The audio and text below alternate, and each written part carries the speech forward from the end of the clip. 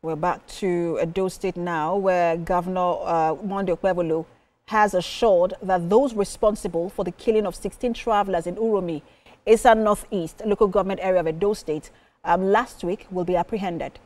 Governor Monday Okpebholo visited Kano State on Monday to condole with the government and families of the victims. Now, joining me to discuss this, we have the CEO, the Breeze Protection Services and Anti-Terrorism Specialist, Dixon Osaje. He joins me on the news at 7. Good to have you join us. Thank you for having me. Good evening. Good evening. Let me just start by getting your thought on how we see that some suspects have now been arrested and how, just in terms of how fast the response to this attack is. Well, for me, I'm impressed with the spate of arrests. The government are trying their best to nip this situation in the bud because the incident is now a global incident. It has gone viral, and I got to understand from time to time that whenever incident transpires in Nigeria and that incident goes viral, that is when we see our security agent putting in all efforts. Edo State, for example, has been a hotbed for criminal activities. Looking at the axis from Uromi, Okpebholo, and other areas has been an axis for this criminal element where they operate.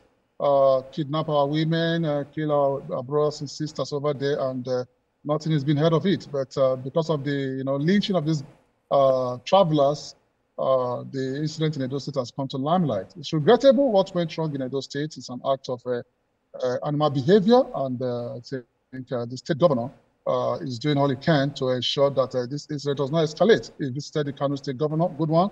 He sacked the cop head, good one. But what he should be looking at is to ensure that all vigilantes within the given area must be trained in the area of crisis intervention. Mr. Saje, you raised a very key point, which is what I was going to talk to you about next, because this, I mean, those who are involved, we understand in this killing vigilantes, and one wonders, because every state now has one, and one wonders, what should be the terms of reference in terms of, how they operate going forward. I mean, this is something that states should begin to look at. It's so sad we're having vigilante flaunching around all the territorial space of Nigeria. That tells you that there's an absence of security strength. There's an absence of policing strength, because we have an effective policing strength from the federal level, the state level, the local government level, and the community level. I don't think we'll be flaunching vigilantes across board. But what you see right now is that we have vigilantes across board, and a lot of them are not trained. They are not trained on how to manage incidents. Because for these guys to carry out the lynching of these 16 Nigerians, that tells you that they lack training, they lack deportment. They also lack composure and professionalism. So it's a call for worry. The DSS boast, sometimes in February, as if he was a prophet. He spoke, he talked about the area of vigilantes, and he advised that communities should take leadership to ensure that they cooperate with these vigilantes, and all vigilantes must be vetted and trained and also documented. But here we have people carrying out den guns flying around in the name of vigilante, and sometimes some criminal element do, carry out that, posture of vigilante and tend to rob Nigerians on the highway. So we need to check and balance what is happening in our areas and ensure that these vigilantes are brought to book and they are well checked to ensure that this incident does not happen again. And I also just wanted to raise perhaps a very sensitive part of this conversation, which is the fact that one of the things that the allegations that was made is that those in that vehicle had, according to the vigilantes, they allegedly saw weapons in those vehicles. Whether that is true or not, no, it remains to be seen. But I wanted to ask you in terms of whether, just the checkpoints that people go through before they get to, as you're traveling on the road, there are a lot of checkpoints if you travel on Nigerian roads, and the effectiveness of those checkpoints before you now get to a place where a vigilante is taking action. Fantastic question, Precious, because it marvels me, and it's a cause for worry if the police could not identify. Let's take, for example, these guys are what's it called? Hunters, for example, like as it's been proclaimed. I'm amazed how they were traveling with arms and ammunition from a given territory to another given territory. Where they registered the hunters, who are they really, and who was the first point of call? Who identified them as vigilante? And they were identified as vigilante where they live. So there are a lot of things we need to leave our security agents to unravel. But the Nigerian security agent, the police, the army should also see this as a societal threat, whereby people moving around with arms and ammunition were not being curtailed by government security forces. The vigilante guys were the ones that got to know if truly they were with arms and ammunition. The vigilante guys were the ones that caught them with arms and ammunition.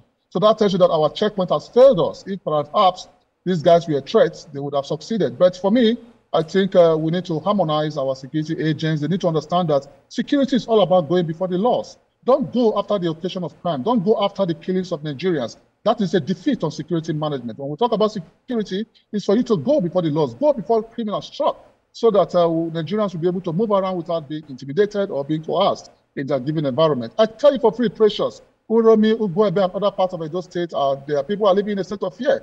And for now, I'm worried for reprisal attack. But the governor is doing all he can to ensure that there's no reprisal attack. So the people of Uromi can move around without being intimidated or maybe live in a state of fear. How do you expect this investigation to go in a way that it serves as deterrence, to everyone who was involved in it and those who have plans to commit crimes like this? Every advanced country in the world, precious, succeed in the area of deterrence. Deterrence has to do with punishment, crime and punishment. When people commit crime and they are not punished, crime flourishes. When you look at the statistics of crime, you discover that most people that commit crime go scot-free, and those that go scot-free, tends to commit crime. And that is where deterrence comes to play. When we talk about deterrence, deterrence is classified into two measures: specific deterrence and general deterrence. I understand that the court martial has been sacked by the governor. That is specific deterrence. I also understand one or two persons has been caught by the DSS and flown to Abuja. That is specific deterrence. And this is going to sound a warning to every other person that think that they can lynch any persons from Nigeria, either from the east, west, or north, without being punished. So it's going to serve as a general deterrence. So for me, deterrence is a measure that the government should start looking upon. That is where the judicial system, criminal justice system should come on board and ensure that people who commit crime within the Nigerian space are well punished, so that it will avert, futuristic crime, or those who think they can go into crime and are not being punished. Let them see that deterrence is a measure for us to move our country forward, and we must see deterrence as very good business for the country's security forces. CEO, the Breeze Protection Services, an anti-terrorism specialist, Dixon Osaje, thank you for your brilliant analysis as always. Thank you for having me, and may the soul of the departed rest in peace.